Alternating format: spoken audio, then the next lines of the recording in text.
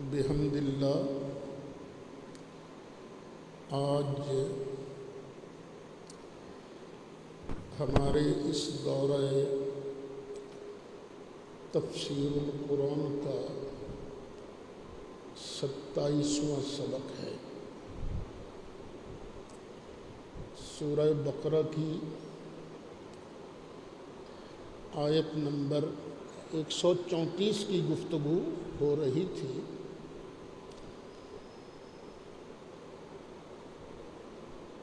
کہ مجھے آج ایک میسج موصول ہوا ہے۔ میں نے بیان کیا تھا کہ اذ حضر یعقوب الموت،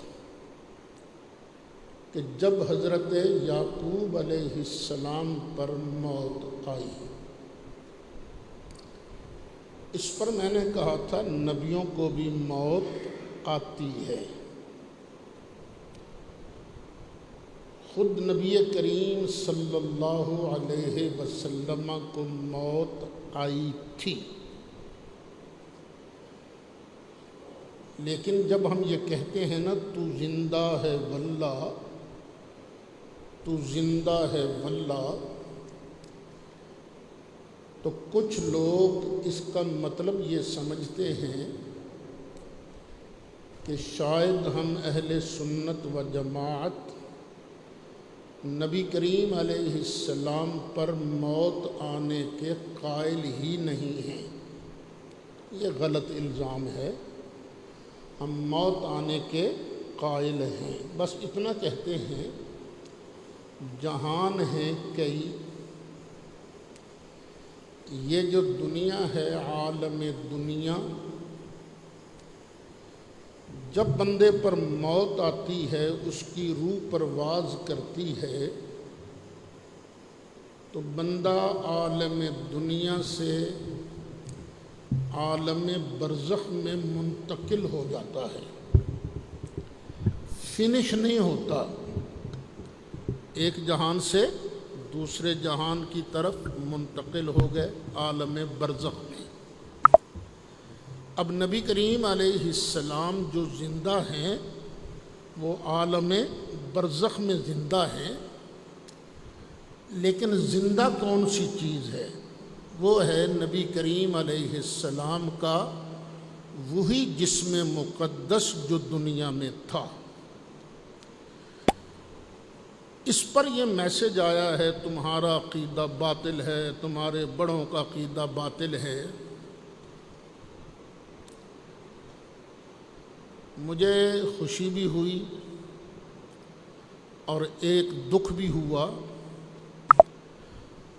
خوشی اس بات کی ہے کہ الحمدللہ میرا یہ درس یہ مختلف حلقوں میں سنا جا رہا ہے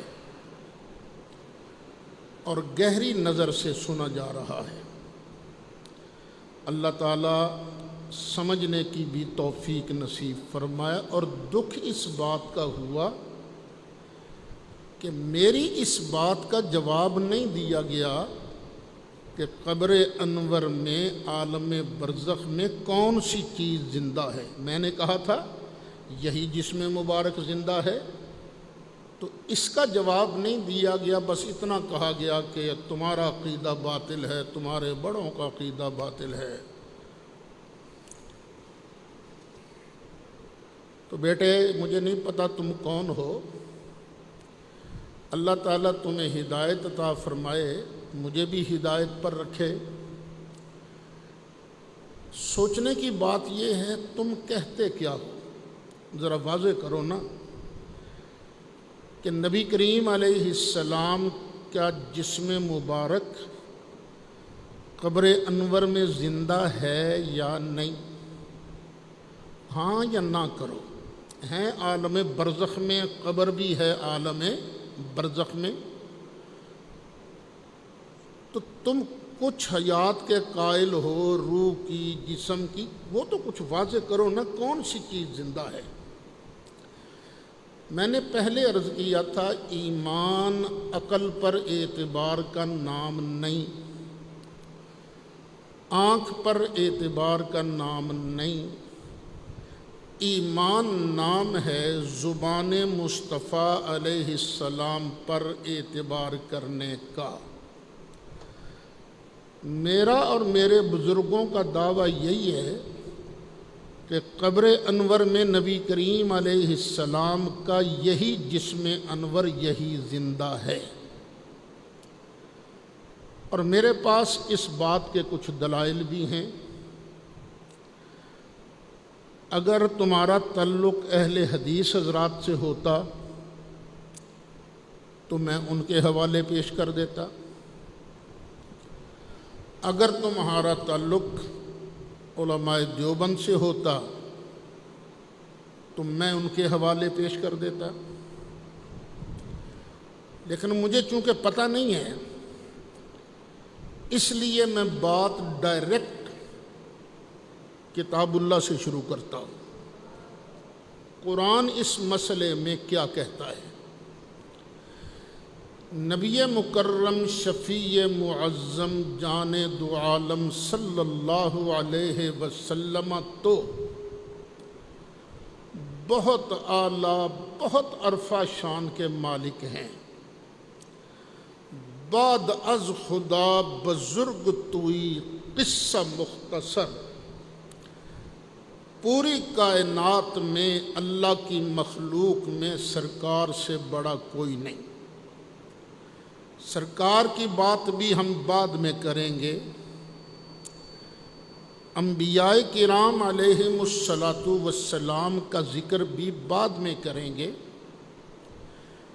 شہداء، صدیقین، صالحین، ان کا ذکر بھی بعد میں کریں گے۔ پہلے ہم ذکر کرتے ہیں کفار کا، نافرمانوں کا۔ کافر بھی جب قبر میں جاتا ہے تو وہ بھی بالکل ختم تو نہیں ہوتا، اس کو بھی عذاب دیا جاتا ہے، اس کو بھی سزا ہوتی ہے۔ اہل سنت کا متفقہ عقیدہ ہے عذاب القبر حق، قبر کا عذاب برحق ہے، اور عذاب اسی کو ہوتا ہے جس کے اندر سزا کا احساس ہو، شعور ہو، ادراک ہو۔ اگر کسی کے اندر سزا سہنے کا شعور ہی نہیں ہے، علم ہی نہیں ہے، ادراک ہی نہیں ہے، زندگی نہیں ہے، تو اس کو سزا دینے کا فائدہ؟ کبھی آپ نے دیکھا کہ سزا مل رہی ہو کسی پلر کو، اے خبیثہ تو نے چوری کیوں کی؟ پلر کو سزا کوئی نہیں دیتا، سزا ہمیشہ اسی کو دی جاتی ہے جس کے اندر حیات ہو۔ تو کافروں کے اندر جب حیات ہے قبر کے اندر، تو مومنوں کے اندر حیات بطریق اولا ہے۔ بس فرق اتنا ہے، جیندہ کافر بھی یہ پر اوکھا، جیندہ مومن بھی یہ پر سوکھا۔ اور مومن سے شہید کی زندگی اعلیٰ، شہیدوں سے صدیقوں کی زندگی اعلیٰ، صدیقوں سے نبیوں کی زندگی اعلیٰ، اور سب نبیوں سے ہمارے آقا و مولا صلی اللہ علیہ وسلم کی زندگی اعلیٰ ہے۔ نکالیے قرآن شریف،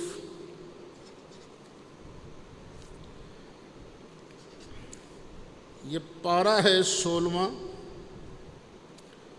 سورہ طٰہٰ، آیت نمبر 124۔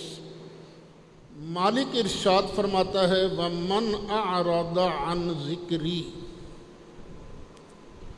فَإِنَّ لَهُ مَعِيشَةً ضَنْكًا،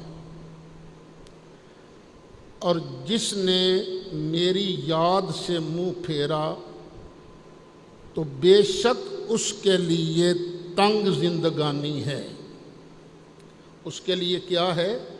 تنگ زندگانی ہے، معیشت ضنک۔ وَنَحْشُرُهُ يَوْمَ الْقِيَامَةِ أَعْمَى، تنگ زندگی کے بعد ہم اسے قیامت کے دن اندھا کر کے اٹھائیں گے۔ یہ تنگ زندگی کب ہے؟ بظاہر تو آپ دیکھو، یہ جو کافر ہیں، ویسٹ کنٹریز والے ہیں، یہ مسلمانوں کی نسبت ان کے پاس مال زیادہ ہے، یہ تنگ زندگی نہیں گزار رہے، عیاشی کر رہے ہیں۔ تو آخر قرآن کہہ رہا ہے ان کے لیے تنگ زندگی ہے، تو وہ تنگ زندگی کہاں ہے؟ یہ بات سمجھنے کی ہے۔ میں اپنی طرف سے نہیں کہتا، ایک غیر مقلد عالم ہیں جن کا نام ہے احمد حسن دہلوی، انہوں نے اسی آیت کی تفسیر کرتے ہوئے صحابہ کرام کے حوالے دیے ہیں۔ میں یہاں کوڈ احمد حسن صاحب کو نہیں کر رہا، ان کے حوالہ سے قرآن پاک کی تفسیر جو صحابہ سے مروی ہے وہ بیان کرنے لگا ہوں۔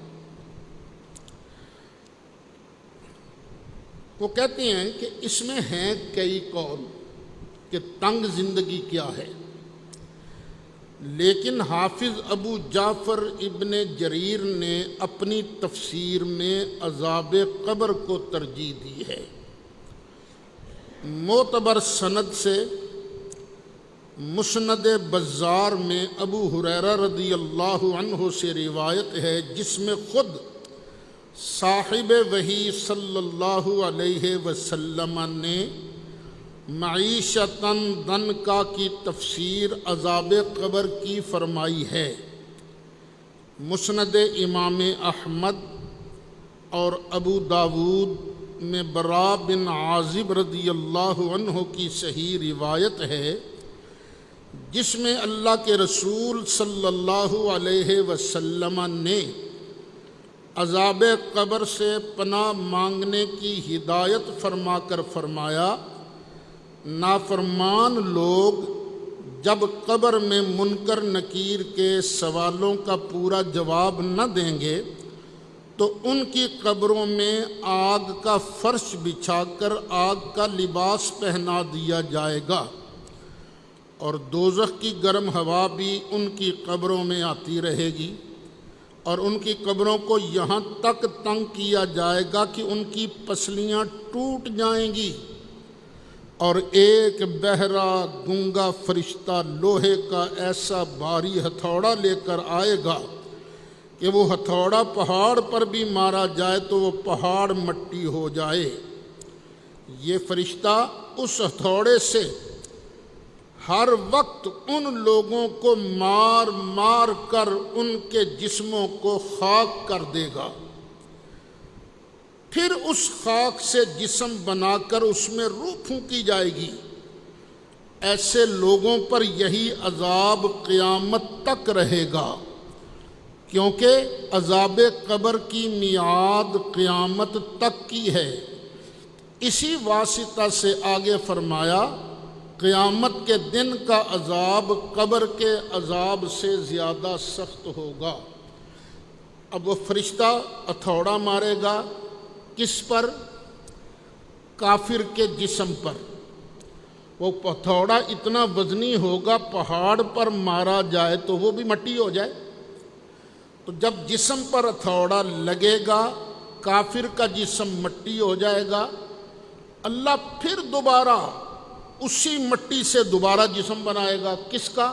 اسی کافر کا، اور پھر اس میں روح پھونکی جائے گی، پھر ہتھوڑا مارے گا، پھر وہ خاک ہو جائے گا، پھر اللہ اسی خاک سے پھر اس کا جسم بنائے گا۔ اللہ تو جو چاہے کر سکتا ہے نا۔ قیامت تک اس کے جسم کو یہ سزا ملتی رہے گی۔ بیٹے اچھی طرح سمجھ لو کہ جب قبر کے اندر کافر کے جسم کو سزا ملتی ہے تو ماننا پڑے گا اس میں حیات ہے۔ اگر اس میں حیات ہی نہیں تو پھینٹا لگانے کا فائدہ کیا؟ اللہ کوئی عبث کام نہیں کرتا۔ ایک آگے چلیے، اب آگے لکھتے ہیں احمد حسن صاحب دہلوی کے برا بن عازب رضی اللہ عنہ کی اس حدیث کو اوپر کی حدیث کی تفسیر کہا جا سکتا ہے، کیونکہ ابو ہریرہ رضی اللہ عنہ کی حدیث میں معیشتاً دنکن کی تفسیر عذاب قبر کو قرار دیا گیا ہے، اور اس برا بن عازب رضی اللہ عنہ کی حدیث میں عذاب قبر کی تفصیل ہے۔ برا بن عازب رضی اللہ عنہ کی روایت میں اللہ کے رسول صلی اللہ علیہ وسلم نے صحابہ کو عذاب قبر سے پناہ مانگنے کی جو ہدایت فرمائی، اس سے یہ بات اچھی طرح سمجھ میں آ سکتی ہے کہ گنہگار کلمہ گو لوگوں پر بھی عذاب قبر ہوگا۔ جب قبر کا عذاب مان لیا جائے اور یہ مان لیا جائے کہ کافر بھی اپنے جسم کے ساتھ عالم برزخ میں قبر میں زندہ ہے، تو برخوردار یہ بات ماننے میں کیا تکلیف ہے کہ نبی کریم علیہ السلام بھی عالم برزخ میں اپنی قبر میں جو کہ جنت کا باغ ہے وہاں بھی اللہ کی رحمت سے اسی جسم کے ساتھ زندہ ہیں۔ دو صحابہ کی تفسیر آ گئی، حضرت ابو ہریرہ کی، حضرت برا بن عازب رضی اللہ عنہ کی۔ پھر آگے ایک سوال کا خود ہی جواب دیتے ہیں۔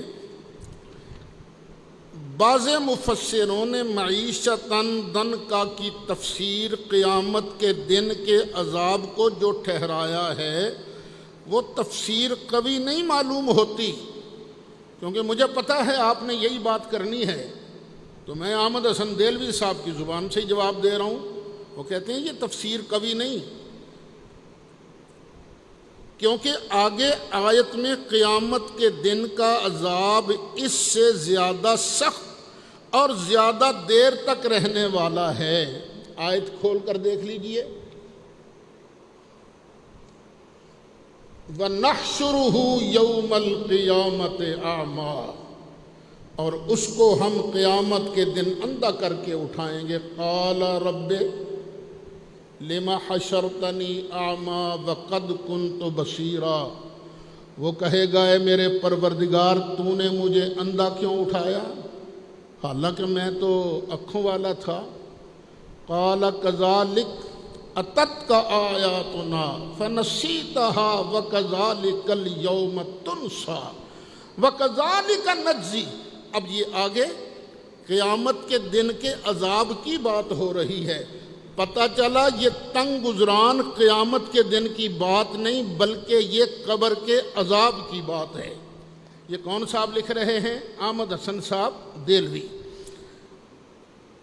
ان کی تفسیر جو ہے، نام ہے اس کا احسن التفاسیر، جلد 4 صفحہ 199 اور صفحہ 200۔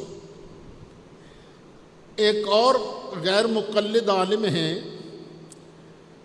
جن کو سلفی حضرات بڑا مانتے ہیں، ان کا نام ہے قاضی شوکانی۔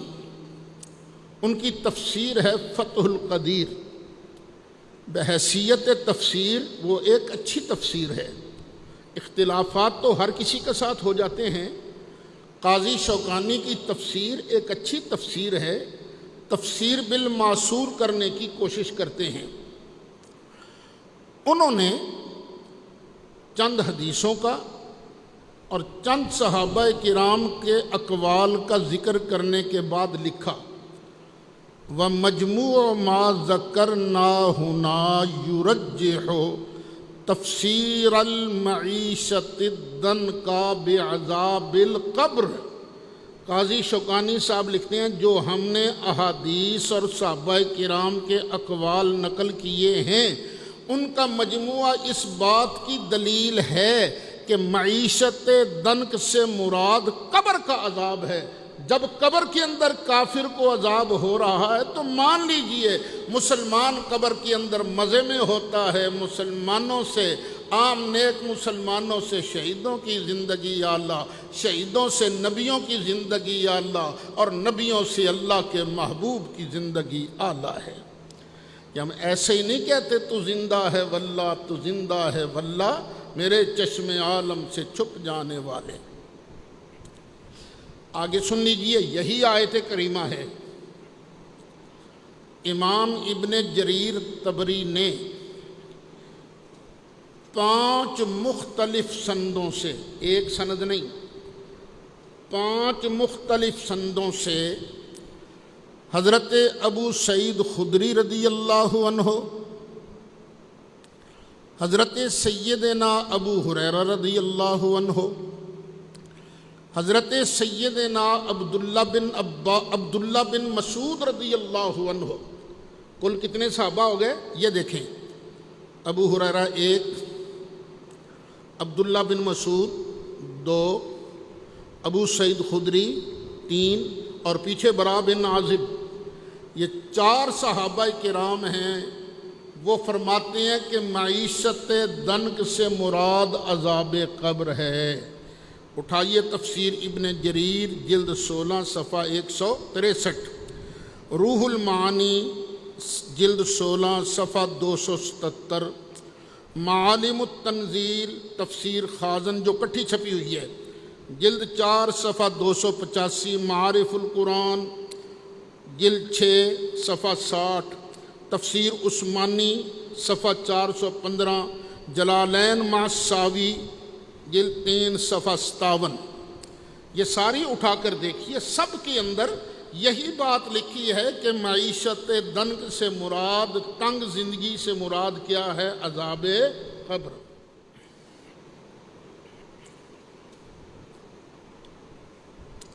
اور تقریباً اسی بات کو علامہ قرطبی رحمۃ اللہ علیہ اس آیت کی تفسیر کرتے ہوئے فرماتے ہیں وَقَوْلٌ رَابِعٌ۔ اس آیت کی تفسیر میں مختلف اقوال ہیں، اور چوتھا قول وہ کیا ہے؟ وَهُوَ الصَّحِيحُ، اور چوتھا قول ہی صحیح ہے۔ کیا؟ انہ عذاب القبر، کہ اس آیت میں معیشت دنک سے مراد کیا ہے؟ عذاب قبر۔ قال ابو سعید الخدری وعبد اللہ بن مسعود ورواہ ابو ہریرہ مرفوعا عن النبی صلی اللہ علیہ وسلم۔ یہ بات حضرت ابو سعید خدری نے فرمائی، عبداللہ بن مسعود نے فرمائی، اور حضرت ابو ہریرہ نے اس حدیث کو مرفوعاً روایت کیا ہے۔ جب آئے نا کہ فلاں صحابی مرفوعاً روایت کرتا ہے تو معنی ہوتا ہے کہ یہ صحابی نبی کریم علیہ السلام کا ارشاد نقل کر رہا ہے۔ سرکار خود بھی تفسیر کر رہے ہیں، صحابہ کرام تفسیر کر رہے ہیں۔ فرماتے ہیں وَقَدْ ذَكَرْنَاهُ فِي كِتَابِ التَّذْكِرَةِ۔ امام قرطبی فرماتے ہیں ہم نے اس کی ڈیٹیل اپنی کتاب تذکرہ کے اندر فرما دی ہے۔ تفسیر قرطبی جلد 11 صفحہ 259۔ اب جنہیں آپ لوگ امام المفسرین کہتے ہو، ابن جریر طبری، وہ فرماتے ہیں قال ابو جعفر وَأَوْلَى الْأَقْوَالِ فِي ذَلِكَ بِالصَّوَابِ قَوْلُ مَنْ قَالَ وَهُوَ عَذَابُ الْقَبْرِ، کہ امام ابن جریر طبری فرماتے ہیں جتنے اقوال ہم نے نقل کی ہیں ان سب میں سے سب سے افضل قول کون سا ہے؟ جس نے کہا ہے کہ معیشت دنک، تنگ زندگی سے مراد عذاب قبر ہے۔ سرکار کا ارشاد بھی پہلے آیا، 4 صحابہ کرام کی بات بھی ہم نے بیان کی۔ اب اس آیت کی تفسیر کو مکمل کرتے ہوئے نبی کریم علیہ السلام کا ارشاد گرامی ہم نقل کرتے ہیں۔ امید ہے کہ سننے والوں کو تسلی ہو جائے گی۔ نبی کریم علیہ السلام نے فرمایا اتدرون ما المعیشۃ الدنک، کیا تمہیں پتہ ہے کہ یہ تنگ زندگی ہے کیا؟ جو اللہ فرماتا ہے من اعرض عن ذکری فإن له معیشۃ ضنکا، جو میری یاد سے منہ پھیرے گا اس کے لیے تنگ زندگی ہے۔ پتہ ہے تنگ زندگی کیا ہے؟ قالوا اللہ ورسولہ اعلم۔ صحابہ نے عرض کیا اللہ تعالیٰ اور اس کا پیارا رسول علیہ الصلاۃ والسلام ہی بہتر جانتے ہیں۔ یہاں یہ بھی یاد رکھیے کہ صحابہ کرام نے اللہ کے ساتھ کس کا نام لیا؟ رسول اللہ صلی اللہ علیہ وسلم کا۔ اور یہ آپ بالکل فتویٰ ٹھوک دیتے ہو نا کہ اللہ کے ساتھ رسول اللہ کا نام لینا گناہ ہے، یہ غلط ہے۔ ہر جگہ ایسا نہیں ہوتا۔ جہاں شبہ ہو رہا ہو کہ نبی کریم علیہ السلام کو مرتبہ الوہیت دیا جا رہا ہے، وہاں پر نام لینا منع ہے نبی کریم علیہ السلام کا اللہ کے ساتھ، وگرنہ ہر جگہ منع نہیں۔ اگر ہر جگہ منع ہوتا تو صحابہ کرام کبھی نہ کہتے اللہ ورسولہ اعلم۔ اب سرکار نے فرمایا عذاب الکافر فی قبرہ، تنگ زندگی سے مراد کافر کو اس کی قبر میں عذاب دیا جانا مراد ہے۔ والذی نفسی بیدہ، اور اللہ کی قسم ہے جس کے ہاتھ میں مصطفیٰ کی جان ہے، انہ یسلط علیہ 99 تنینا، اللہ کی قسم ہے کہ کافر پر 99 اژدہا مسلط کیے جاتے ہیں۔ تنگ زندگی کیا ہے؟ 99 اژدہا مسلط کیے جاتے ہیں۔ اتدرون مت تنین، کیا تمہیں پتہ ہے یہ تنین اژدہا کیا ہے؟ آگے سرکار فرماتے ہیں 99 حیہ، ایک تنین جو ہے یہ 99 سانپ ہیں۔ اللہ نے مخلوقات پیدا کی ہے، کچھ کو ہم دیکھتے ہیں، کچھ کو ابھی دیکھ رہے ہیں۔ دیکھو نا، فیس بک کھولو تو طرح طرح کے جانور نظر آتے ہیں جو کبھی سنے ہی نہیں۔ تو اللہ کے محبوب کی بات پر شک نہ کرنا۔ تنین جو کافر پر مسلط کیا جاتے ہیں 99، وہ ایک تنین کیا ہے؟ 99 سانپ۔ لکل حیۃ 7 رؤوس، ہر سانپ کے 7 سر ہیں، 7 سر۔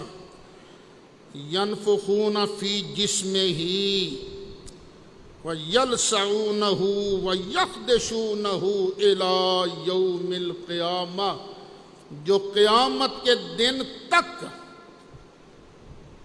یہ ہر کافر کے جسم میں پھنکارتے رہیں گے، ڈستے رہیں گے، زخمی کرتے رہیں گے۔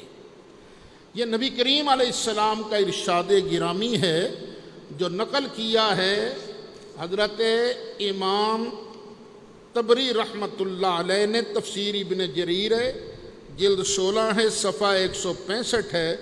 روح المعانی ہے، جلد 16 ہے، صفحہ 277 ہے۔ ایک آیت کریمہ ہم نے پیش کی، اب دوسری آیت کریمہ نکالیے، پارہ 27 سورۃ طور، آیت نمبر 47۔ وَإِنَّ لِلَّذِينَ ظَلَمُوا عَذَابًا دُونَ ذَلِكَ، 47 سے پہلے ہے آیت نمبر 46، اور آیت نمبر 46 میں کس کا ذکر ہے؟ یوم لا یغنی عنہم کیدہم شیئا ولا ہم ینصرون، یہ قیامت کا ذکر ہے نا، قیامت کے دن کا۔ اب یہاں فرمایا جا رہا ہے وَإِنَّ لِلَّذِينَ ظَلَمُوا، اور جو لوگ ظالم ہیں نا ان کے لیے عذاباً، ایک عذاب ہے، دون ذالک، اس کے علاوہ بھی، قیامت کے دن کے عذاب کے علاوہ بھی ظالموں کے لیے ایک عذاب ہے۔ وَلَٰكِنَّ أَكْثَرَهُمْ لَا يَعْلَمُونَ، لیکن ان میں سے اکثر جانتے نہیں ہیں۔ قیامت کے دن تو عذاب ہوگا، وہ تو بار بار قرآن فرماتا ہے، لیکن یہ بھی قرآن فرماتا ہے انہی ظالموں کے لیے قیامت کے دن کے علاوہ بھی ایک اور عذاب ہے۔ وہ عذاب کب ہوگا؟ عذاب کن کو ہوگا؟ ظالموں کو۔ اور ظالم کس کو کہتے ہیں؟ صرف روح کو یا روح مال جسم کو؟ خود سوچ لو، روح بھی ہو جسم بھی ہو۔ تو تو روح مال جسم کو، روح مال جسد کو قیامت کے عذاب کے علاوہ بھی ایک اور عذاب ہوگا، اور وہ عذاب ہے عذاب قبر۔ جب قبر کے اندر کافر بالکل مرتا ختم نہیں ہوتا، وہ زندہ ہے، الم محسوس کرتا ہے، درد محسوس کرتا ہے، تو واللہ العظیم جو قرآن پر اعتبار رکھتا ہے اس کو ماننا پڑے گا کہ قبر کے اندر جو بندہ مومن ہے، اللہ کا پیارا ہے، وہ آرام بھی محسوس کرتا ہے، سکون محسوس کرتا ہے، وہ جنت کے مزے لیتا ہے۔ جب عام مومن کی شان یہ ہے تو سید الانبیاء کا مرتبہ کیا ہوگا؟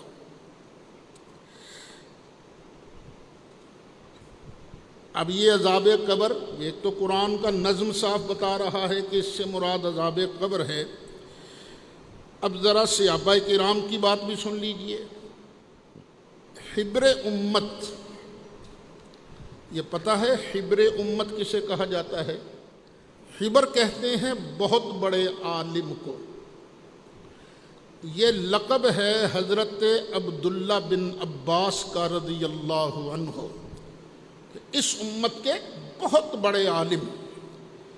حضرت عبداللہ بن عباس کی ایک روایت تفسیر ابن جریر میں یوں ہے، ان قتادہ، حضرت قتادہ جو شاگرد ہیں عبداللہ بن عباس کے، ان ابن عباس کان یقول، وہ فرماتے ہیں کہ عبداللہ بن عباس فرمایا کرتے تھے، ان عذاب القبر فی القرآن، اوے عذاب قبر کا انکار نہ کرنا کیونکہ عذاب قبر کا ذکر تو خود قرآن میں ہے۔ ثم تلا، پھر صحابی رسول حضرت عبداللہ بن عباس یہ آیت تلاوت کیا کرتے تھے، وَإِنَّ لِلَّذِينَ ظَلَمُوا عَذَابًا دُونَ ذَلِكَ، کہتے قرآن کی یہ آیت دلیل ہے کہ قبر کا عذاب ہوگا۔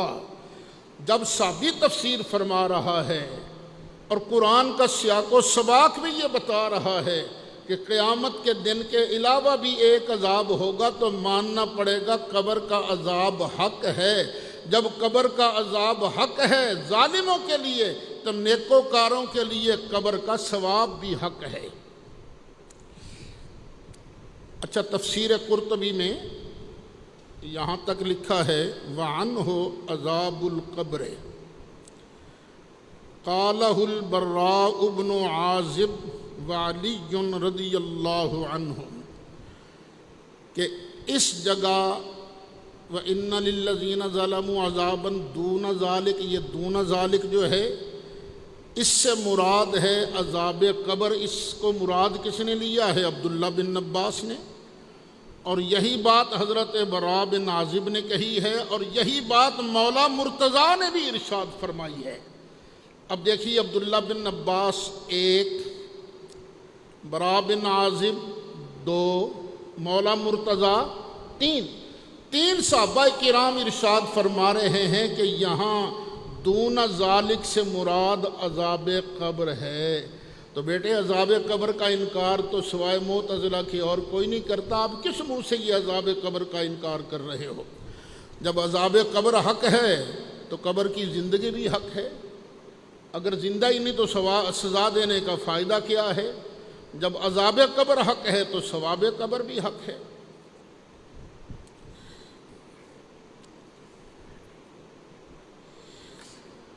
اچھا، یہ کتنے صحابہ نے تفسیر بیان کی ہے؟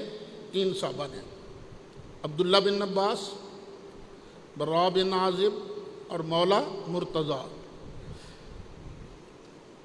یہ مستدرک امام حاکم کے اندر ایک قانون بیان ہوا ہے کہ تفسیر الصحابی مسند عندہما، جب کسی آیت کی تفسیر کوئی صحابی کرے تو امام بخاری ہوں یا امام مسلم، دونوں کے نزدیک صحابی کی تفسیر خود رسول اللہ صلی اللہ علیہ وسلم کی تفسیر مانی جاتی ہے۔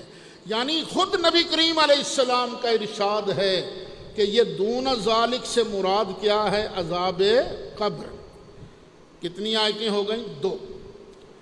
2 آیتوں سے ہم نے استدلال کیا کہ قبر کا عذاب حق ہے. جب قبر کا عذاب حق ہے تو قبر کے انعامات بھی حق ہیں، اور انعام اسی کو ملتا ہے جس کے اندر ساتھ ساتھ ہو گئے. اب کوئی اس فرش کو تو آ کے انعام نہیں نہ دے گا، اور انعام تو اسی کو ملے گا جس کے اندر حیات ہے، جو انعام کو محسوس کر سکتا ہے. اب نکالیے 11واں پارہ سورہ توبہ، غالباً آیت ہے 101. اللہ تعالی منافقین کا ذکر کرتے ہوئے ارشاد فرماتا ہے سنعذبہم مرتین، ان منافقوں کو ہم 2 مرتبہ عذاب دیویں گے. کتنی مرتبہ عذاب دیویں گے؟ 2 مرتبہ.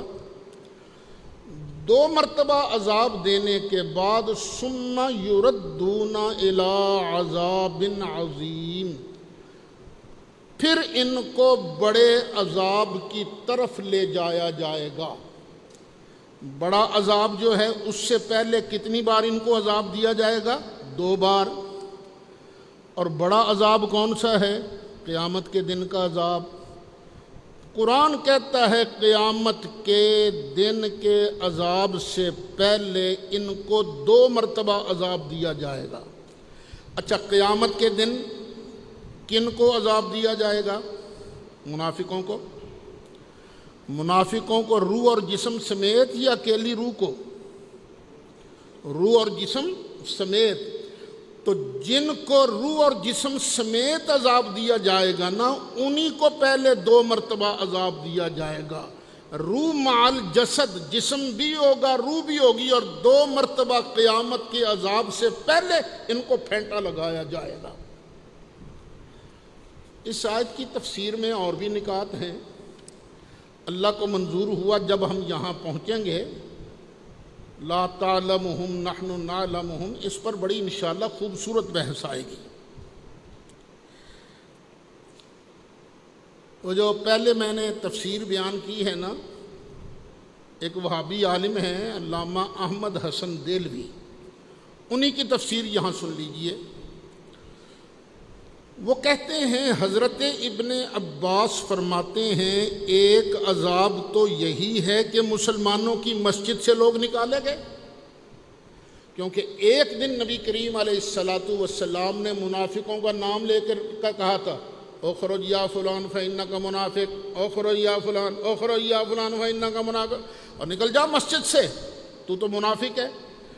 ایک تو نبی کریم علیہ السلام نے ان کو مسجد سے نکالا، ان کی ذلت ہوئی، رسوائی ہوئی.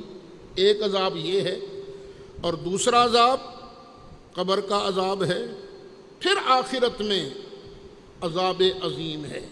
تو پتہ چلا قبر کے آخرت کے عذاب سے پہلے ایک عذاب ہوگا قبر والا.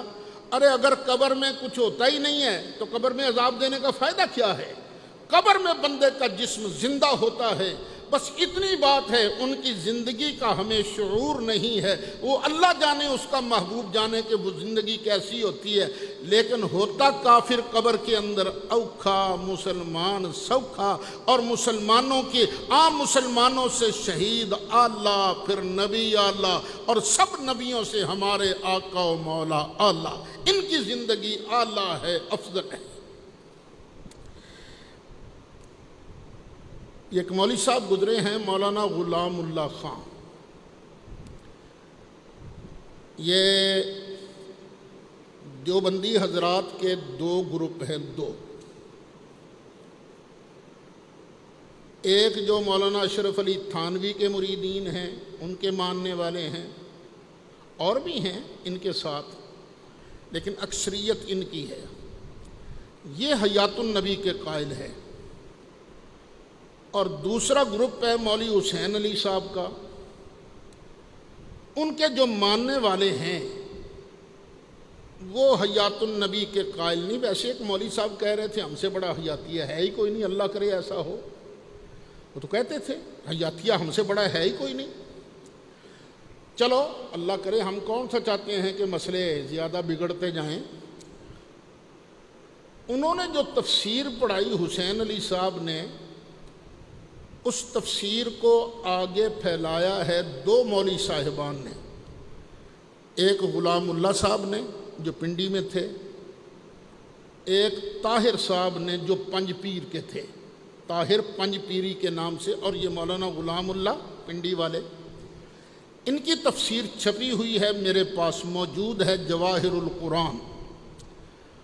ان کا پتہ نہیں طاہر صاحب نے کوئی لکھی کہ نہیں لکھی، میرے علم میں نہیں ہے۔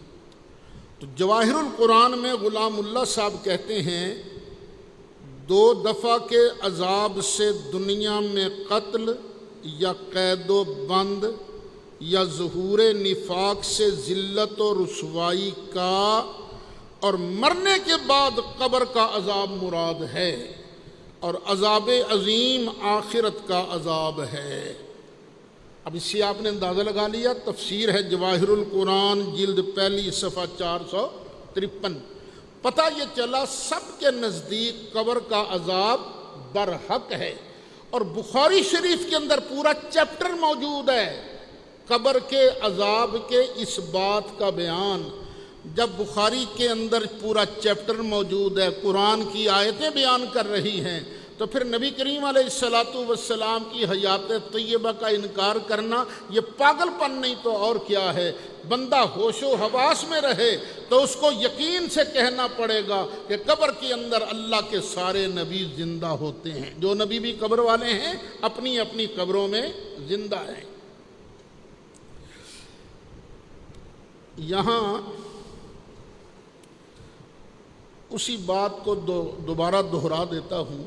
بعض لوگ کہتے ہیں کہ قبر میں عذاب جو ہے روح کو ہوگا، جسم کو نہیں ہوگا۔ تو اس کا جواب جو پہلے عرض کر چکا ہوں، پھر سن لیجئے۔ قبر میں بھی انہی کو عذاب ہوگا جن کو آخرت میں عذاب ہوگا۔ اگر عذاب آخرت تو روح مع الجسد کو ہو، لیکن عذاب قبر صرف روح کو ہو اور جسم کو نہ ہو، تو پھر مرتین کا اطلاق تو درست نہیں ہوگا نا۔ اللہ کیا کہتا ہے کتنی بار عذاب دیں گے؟ 2 بار۔ اور دوسری باری کیڑی ہے پائی، یہ بھی تو دسو نا۔ قرآن کے اندر ہیرا پھیری نہ کرو۔ ویسے دنیا کے معاملات میں بھی ہیرا پھیری نہیں کرنی چاہیے، تو جو قرآن پڑھ کر ہیرا پھیری کرے اس کو پھر قبر کے اندر جواب تو دینا پڑے گا نا۔ ایک اور آیت لکھ لیجیے، آیت نمبر 4، 29واں پارہ، سورۃ نوح، آیت نمبر 25۔ نوح علیہ السلام کی قوم کا اللہ ذکر کر رہا ہے۔ فرماتے ہیں مما خطیئاتہم اغرقوا، اپنی کیسی خطاؤں پر، کتنی غلطیوں پر، اغرقوا وہ غرق کیے گئے۔ کیسی کیسی ان کی غلطیاں تھیں جن کی وجہ سے وہ غرق کیے گئے۔ فَأُدْخِلُوا نَارًا، پھر فوراً آگ میں داخل کیے گئے۔ یہ نوح علیہ السلام کی قوم کے کافر پہلے کہاں غرق کیے گئے؟ پہلے ڈبوئے گئے۔ کون سی چیز ڈبوئی گئی تھی؟ ان کے جسم۔ ان کے جسموں کو پہلے ڈبویا گیا، پھر فَأُدْخِلُوا نَارًا، پھر ان کو آگ کے اندر داخل کیا گیا۔ اب قرآن کی ترتیب یہ بیان ہو رہی ہے، ادھر ڈوبے، ادھر آگ پر پیش کیے گئے، آگ کے سامنے آ گئے، آگ میں جلائے گئے۔ تو جو چیز ڈوبی تھی وہ تھا جسم، تو ان کے جسموں کو پھر آگ کے اندر ڈالا گیا۔ تو یہ آیت مبارکہ عذاب قبر کی ایک بڑی محکم دلیل ہے۔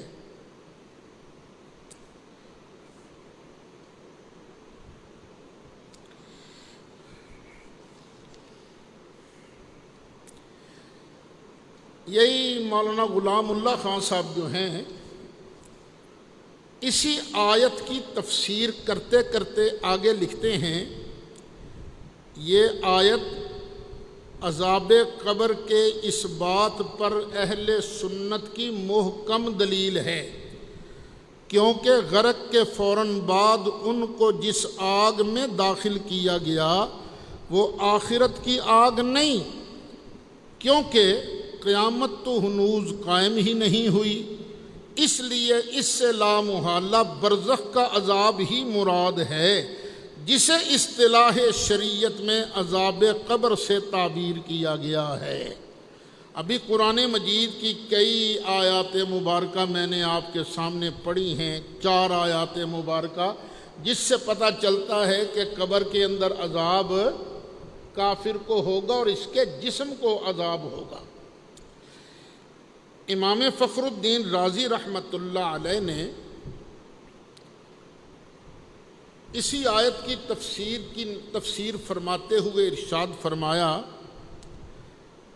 تمسک اصحابنا فی اثبات عذاب القبر بقولہ اغرقوا فادخلوا نارا۔ ہمارے اصحاب نے اسی آیت سے دلیل پکڑی ہے کہ عذاب قبر ہوگا 2 طریقوں سے، وذالک من وجہین، اور 2 طریقوں سے دلیل پکڑی گئی ہے۔ الاول، پہلی بات، ان الفاء فی قولہ فادخلوا نارا، یہ جو ہے نا اغرقوا فادخلوا نارا، ادخلوا پر جو حرف فا داخل ہے، اس کا مطلب یہ ہے تدل علی انہ حصلت تلک الحالۃ عقیب الاغراق، یہ اس بات کی دلیل ہے کہ یہ حالت ڈبونے کے فوراً بعد ان کو حاصل ہو گئی تھی، ادھر ڈبوئے گئے، ادھر آگ پر پیش کیے گئے، فَأُدْخِلُوا نَارًا، آگ میں ڈالے گئے۔ اور حیات النبی کا انکار کرنے والوں، عذاب قبر سے ڈرو میرے بیٹے، عذاب قبر سے ڈرو۔ یہ عذاب قبر ہر اس بندے کو پہنچے گا جو قرآن کا منکر ہوگا۔ میں اس لیے تو چیختا چلاتا ہوں، اور باقی چھوڑ دو، قرآن پر آ جاؤ، قرآن پر ہم اکٹھے ہو سکتے ہیں۔ قرآن تو مصطفیٰ علیہ السلام کی حیات تو بہت اونچی بات ہے، قرآن تو قبر کے اندر کافروں کی حیات بھی ثابت کر رہا ہے، اور یہ حیات ہے حیات برزخیہ، جسے شریعت میں ہم حیات عذاب قبر اور حیات قبر کے نام سے یاد کرتے ہیں۔ فلا يمكن حملها على عذاب الآخرة وإلا بطلت دلالة هذه الفاء۔ اس کا مطلب وہی جو پہلے بیان کر چکا ہوں کہ فا اس بات کی دلیل ہے کہ یہ حاصل حالت ہو گئی ہے، وگرنہ فا کا فائدہ کوئی نہیں۔ الثانی، دوسری وجہ جس سے ہم عذاب قبر ثابت کرتے ہیں، انہ قال فادخلوا علی سبیل الاخبار عن الماضی، اللہ نے فرمایا ہے ادخلوا، تو ادخلوا صیغہ کس کا ہے؟ ماضی کا ہے، مضارع کا ہے، اس میں فاعل کا ہے، اس میں مفعول کا، تو یہ ماضی کا صیغہ ہے۔ ادخل یدخل ادخالا، ادخلا سے ادخلو، ادخلا، تو ادخلو، ادخلا، ادخلا، ادخلو، یہ ماضی کا صیغہ ہے، اور ماضی کا صیغہ جو ہے اللہ بیان کر رہا ہے، تو کیا مطلب کہ یہ کام ہو چکا ہے، ان کو آگ کے اندر ڈال دیا گیا ہے۔ وَهَذِهِ إِنَّمَا يَصْدُقُ لَوْ وَقَعَ ذَلِكَ، اور یہ ماضی کا صیغہ سچا ہی تب آتا ہے جب یہ واقعہ ہو چکا ہو، ان کو آگ کے اندر ڈال دیا گیا ہو۔ تو یہ آیت بھی اس بات کی دلیل ہے کہ قبر کا عذاب برحق ہے۔ جب قبر کا عذاب برحق ہے تو مومنوں کے لیے قبر کا انعام بھی برحق ہے۔ جب عام مومن کے انشاءاللہ میں بھی جب قبر میں جاؤں گا، تم بھی جب قبر کے اندر جاؤ گے، تو انشاءاللہ ہم مصطفیٰ علیہ السلام کے نالین کریمین کے صدقے، جو یہاں ہم قرآن بیان کرتے ہیں، نبی پاک کے ارشادات کو بیان کرتے ہیں، انشاءاللہ اس محبت مصطفیٰ کے صدقے ہمیں انشاءاللہ جنت کے انعامات ملیں گے۔ یہ مسئلہ بیان کرنا ضروری ہے، میرا خیال ہے اس کو پورا نہ بیان کر دیں ابھی، کیا خیال ہے آپ کا؟ پورا بیان کر دیتے ہیں تاکہ بعد میں پھر جب آیتیں آئیں تو ترجمہ کر کے پیچھے اشارہ کر دیں گے۔ یہ آیتیں کتنی ہو گئیں بھئی؟ 4۔ 5ویں آیت نکالو، 24واں پارہ، سورہ مومن، آیت نمبر 45-46۔ اب یہاں قوم فرعون کا ذکر ہو رہا ہے۔ یہ فرعونیوں نے سازش کی کہ ہم جناب موسیٰ علیہ السلام کو قتل کریں گے، جناب موسیٰ کو قتل کریں گے۔ کیا پوچھا؟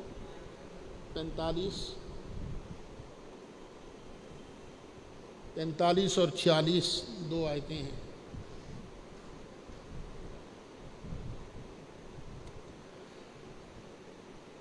تو فرعونیوں میں ہی ایک بندہ تھا جسے کہتے ہیں مؤمن آل فرعون۔ آل فرعون میں ایک ایمان والا تھا۔ دربار میں سازش تیار ہو رہی ہے کہ موسیٰ کو قتل کرنا ہے، تو یہ مومن بندہ بول اٹھا، کہنے لگا تم اس کو قتل کرتے ہو جو کہتا ہے کہ اللہ ایک ہے، تم یہ کیا کرنے لگے ہو؟ تو اب انہوں نے اسی کو مارنا چاہا، تو اللہ فرماتا ہے فَوَقَاهُ اللَّهُ سَيِّئَاتِ مَا مَكَرُوا، پھر بچا لیا اس نیک بندے کو اللہ نے ان کی بری چالوں سے۔ وہ جو بندہ مومن تھا نا، مومن آل فرعون، اس کو اللہ نے فرعونیوں کی بری چالوں سے بچا لیا۔ وَحَاقَ بِآلِ فِرْعَوْنَ، اور گھیر لیا فرعون کی آل کو، فرعون والوں کو گھیر لیا کس نے؟ سوء العذاب، بڑے پیڑے عذاب نے، برے عذاب نے۔ وہ برا عذاب کیا ہے؟ النار، آگ ہے، آگ۔ یعرضون علیہا، یہ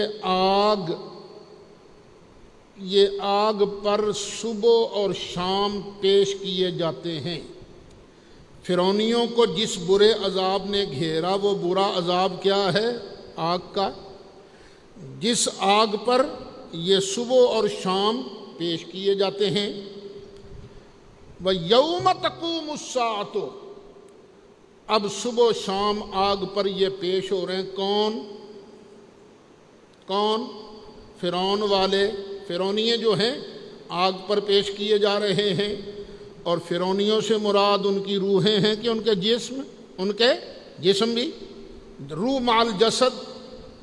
وَيَوْمَ تَقُومُ السَّاعَةُ، اور پھر جب قیامت قائم ہوگی تو کیا ہوگا؟ اللہ فرمائے گا ادخلوا آل فرعون، اسی فرعون کی آل کو داخل کر دو اشد العذاب، پہلے سے سخت عذاب میں، پہلے سے سخت عذاب میں۔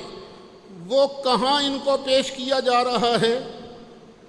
آگ پر، جہاں وہ ہیں۔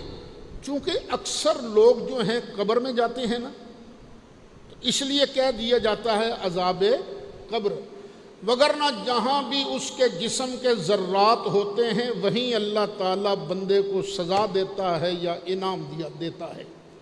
تو اب اللہ کیا فرماتا ہے؟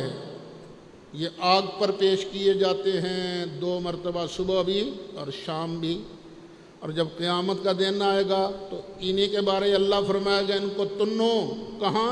اشد العذاب، سخت عذاب کے اندر، سخت عذاب کے اندر ان کو داخل کرو۔ سخت عذاب کے اندر جن کو داخل کرنا ہے انہی کو صبح و شام آگ پر پیش کیا جاتا ہے۔ تو معلوم ہوا یہ عذاب ان کی ارواح مع الاجساد کو ہو رہا ہے۔ تو جب قبر میں ان کو عذاب ہو رہا ہے تو جو مومن ہیں، اللہ کی توحید کو ماننے والے ہیں، اپنے نبی علیہ الصلاۃ والسلام کی نبوت کو ماننے والے ہیں، اللہ کے ہر پیارے کا ادب کرنے والے ہیں، تو وہ انشاءاللہ ان کو آگ پر پیش نہیں کیا جائے گا، ان کو جنت کے باغوں میں پیش کیا جائے گا، جنت کے باغوں کے اندر، کیونکہ قبر بھی جو ہے وہ جنت کا باغ بن جاتی ہے نا۔ اصل جنت تو ملے گی قیامت کے دن، فیصلے کے بعد جنت ملے گی، لیکن یہ قبر بھی اللہ جنت کا باغ بنا دیتا ہے۔ تو جب عام مسلمان یہاں مزے میں ہوں گے تو نبیوں کی شان کیا ہے اور سید الانبیاء کی شان کیا ہے۔ ہاں جی، کتنی آیتیں ہو گئیں؟ 5۔ چھٹی آیت، جس ساتھی نے سوال بھیجا تھا اس سے گزارش ہے کہ جو آیتیں میں پیش کر رہا ہوں نا، وہ تفسیریں اٹھا کر دیکھ لے۔ یہی مطلب لکھا ہوا جس کو میں اختصار کے ساتھ بیان کر رہا ہوں۔ الحمدللہ ہم اپنی طرف سے مطلب بیان نہیں کرتے، وہی مطلب بیان کرتے ہیں جو قرآن کا ظاہر بیان کرتا ہے، نبی کریم علیہ السلام بیان کرتے ہیں اور نبی کریم علیہ السلام کے مقدس صحابہ بیان کرتے ہیں۔ کبھی کبھی دوسرے مفسرین کو بھی بیان کر دیتے ہیں تاکہ مطلب واضح ہو جائے۔ ایک سوال ہوتا ہے